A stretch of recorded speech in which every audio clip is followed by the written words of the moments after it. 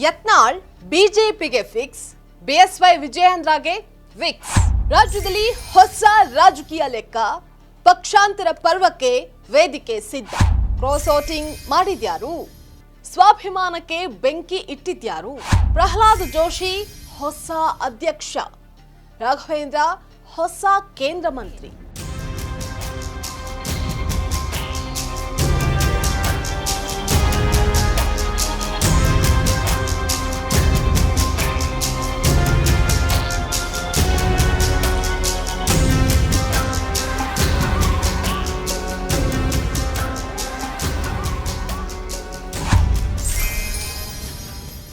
Ladies and gentleman, ಬಿಜೆಪಿಯ ಉಚ್ಚಾಟಿತ ಶಾಸಕರ vote Congress ಪಾಲು.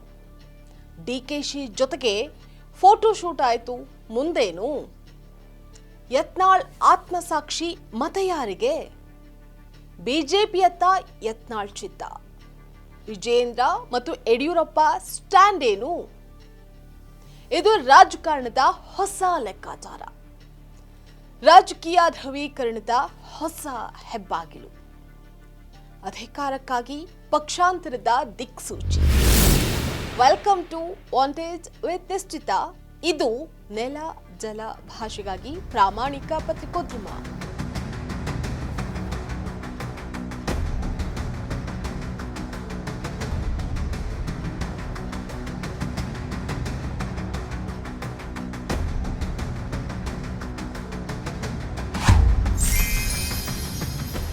ವೀಕ್ಷಕರೇ, ಬಿಜೆಪಿಯ ಉಚ್ಚಾಟಿತ ಶಾಸಕ ಬಸನಗೌಡ ಪಾಟೀಲ್ ಯತ್ನಾಳ್ ಮತ ಯಾರಿಗೆ ಅನ್ನುವಂತಹ ಚರ್ಚೆ ಈಗ ಜೋರಾಗಿದೆ.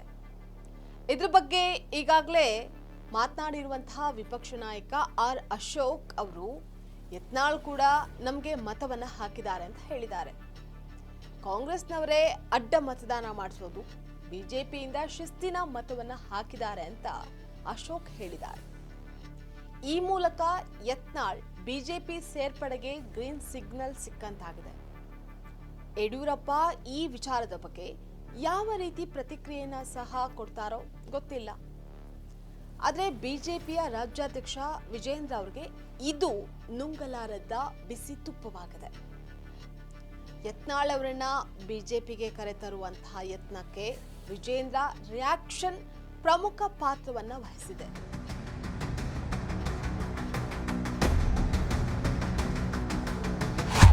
ನೋಡಿ, ರಹಸ್ಯ ಮತದಾನ ಬಿಜೆಪಿಗೆ ಓಟ್ ಹಾಕ್ತಾರೆ. ಈಗ ಹೇಳ್ತಾರೆ ನಾವು ಹೋದಾಗ ರಹಸ್ಯ ಮತದಾನ ಏನು, ಈಗ ರಹಸ್ಯ ಏನು, ಯಾರಿಗೆ ಮತ ಹಾಕ್ತೀನಿ ಅಂತ ಹೇಳಿಲ್ಲ. ಇನ್ನು ಮತ ಚಲಾವಣೆಯ ಬಳಿಕ ಬಿಜೆಪಿಯಿಂದ ಒಂದು ಹೆಜ್ಜೆ ಹೊರ ಇಟ್ಟಿರುವಂತಹ ಹೆಬ್ಬಾರ್ ಮತ್ತೆ ಎಸ್.ಟಿ. ಸೋಮಶೇಖರ್ ಶಾಕಿಂಗ್ ವಿಚಾರವನ್ನ ತಿಳಿಸಿದ್ದಾರೆ. ಮತವನ್ನ ಚಲಾಯಿಸಿದ ಬಳಿಕ ಮಾತನಾಡಿದಂತಹ ಬಿಜೆಪಿಯ ಉಚ್ಚಾಟಿತ ಶಾಸಕ ಶಿವರಾಮ್ ಹೆಬ್ಬಾರ್ ಅವರು ಆತ್ಮಸಾಕ್ಷಿಗೆ ಮತ ಹಾಕಿದ್ದೀವಿ, ಬಿಜೆಪಿಯವರು ಸೌಜನ್ಯಕ್ಕೂ ಕೂಡ ನಮಗೆ ಕರೆ ಮಾಡಿಲ್ಲ, ಕಾಂಗ್ರೆಸ್ನಿಂದ ಹೈಕಮಾಂಡ್ ಆದಿಯಾಗಿ ಸಿಎಂ ಬೆಂಬಲ ಕೂಡ ಕೇಳಿದ್ರು, ಕ್ಷೇತ್ರದ ಅಭಿವೃದ್ಧಿಗೆ ಬೆಂಬಲವನ್ನ ನೀಡೋದಾಗಿ ಕೂಡ ಹೇಳಿದ್ದಾರೆ. ಜೆಡಿಎಸ್ ಪಕ್ಷದ ನಾಯಕರು ನಮಗೆ ಕರೆ ಮಾಡಿಲ್ಲ ಅಂತ ಹೇಳಿ ಶಿವರಾಮ್ ಹೆಬ್ಬಾರ್ ಅವರು ಯತ್ನಾಳ್ ವಿಚಾರವೇ ಬೇರೆ, ನಮ್ಮ ವಿಚಾರವೇ ಬೇರೆ ಅಂತ ಕೂಡ ಹೇಳಿದ್ರು. ಈ ಸಂದರ್ಭದಲ್ಲಿ ಶಿವರಾಮ್ ಹೆಬ್ಬಾರ್ ಹಾಗೆ ಎಸ್.ಟಿ. ಸೋಮಶೇಖರ್ ಆತ್ಮಸಾಕ್ಷಿಗೆ ಮತ ಹಾಕಿದ್ದೀವಿ ಅಂತ ತಮ್ಮ ನಿರ್ಧಾರವನ್ನ ಕೂಡ ತಿಳಿಸಿದ್ದಾರೆ.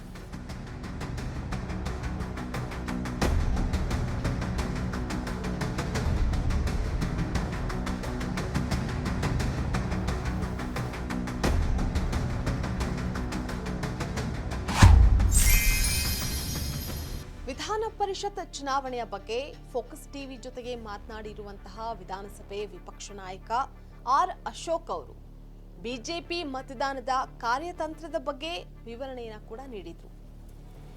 ಬಿಜೆಪಿಯ ಅಭ್ಯರ್ಥಿ ಗೆಲ್ಲುವುದಕ್ಕೆ ಅಗತ್ಯ ಇರುವಷ್ಟು ಮತಗಳನ್ನ ಪಕ್ಷ ಪಡೆದುಕೊಂಡಿದೆ, ಹೆಚ್ಚುವರಿ ಮತಗಳನ್ನ ಜೆಡಿಎಸ್ಗೆ ವರ್ಗಾವಣೆ ಮಾಡಲಾಗಿದೆ ಅಂತ ಅಶೋಕ್ ಹೇಳಿದ್ರು.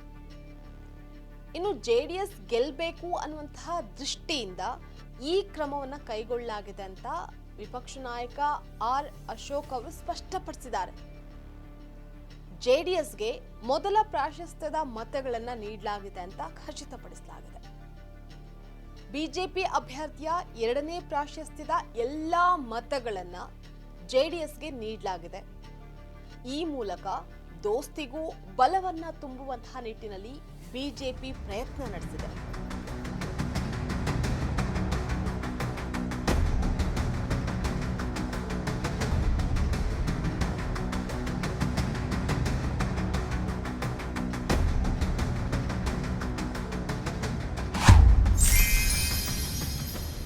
ಒಟ್ನಲ್ಲಿ ಪರಿಷತ್ ಚುನಾವಣೆಯ ವಿಚಾರ ರಾಜಕೀಯ ಸಂಚಲನವನ್ನ ಮೂಡಿಸಿದೆ. ಯತ್ನಾಳ್ ಬಿಜೆಪಿಯ ಸೇರ್ಪಡೆ ವಿಚಾರ ಕಿಚ್ಚನ್ನ ಹಚ್ಚಿದೆ. ಸೋಮಶೇಖರ್ ಮತ್ತು ಹೆಬ್ಬಾರ್ ಕಾಂಗ್ರೆಸ್ಗೆ ಜೈ ಅಂದಿರೋದು ರಾಜಕೀಯ ಹೊಸ ಲೆಕ್ಕಾಚಾರಗಳಿಗೆ ಸಾಕ್ಷಿಯಾಗಿದೆ. ದೋಸ್ತಿಗಳು ಒಂದಾಗಿದ್ದೀವಿ ಅನ್ನುವಂತಹ ಮೆಸೇಜ್ ಅನ್ನ ನೀಡಿದ್ದಾರೆ. 2028ಕ್ಕೆ ಅಖಾಡ ರೆಡಿ ಆಗ್ತಾ ಇದೆ. ರಾಜಕಾರಣ ಮತ್ತೊಂದು ದಿಕ್ಕಿನತ್ತ ಹೊರಳ್ತಾ ಇದೆ. ಇದಾಗಿತ್ತು ವಾಂಟೇಜ್ ವಿತ್ ನಿಶ್ಚಿತ. ನೆಲ ಜಲ ಭಾಷೆಗಾಗಿ ನೋಡ್ತಾ ಇರಿ ಫೋಕಸ್ ಟಿವಿ.